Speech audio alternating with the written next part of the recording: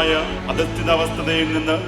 ഒരു ജനതയെ കൈപിടിച്ചുയർത്തുവാൻ, ഭരണഘടന നൽകുന്ന അവകാശങ്ങൾ സംരക്ഷിക്കുവാൻ വേണ്ടി ഈ നട്ടുച്ച നേരത്ത് കരം കോർത്ത് സ്വരമുയർത്തുന്ന പിന്നാക്ക ജനതയുടെ ഉയർപ്പിനു വേണ്ടി, നവോത്ഥാനത്തിനു വേണ്ടി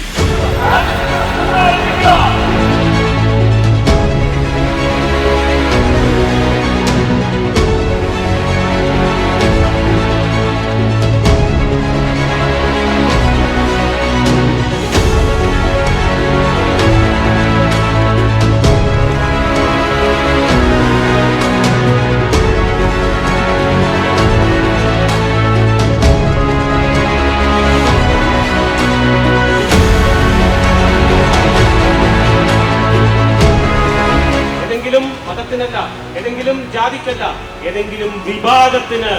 മതിയായ പ്രാതിനിധ്യം ഈ രാജ്യത്ത് നൽകാനായില്ലെങ്കിൽ സംവരണം എന്ന രീതിയിലൂടെ എല്ലാവർക്കും റെപ്രസെന്റേഷൻ കൊടുക്കണം.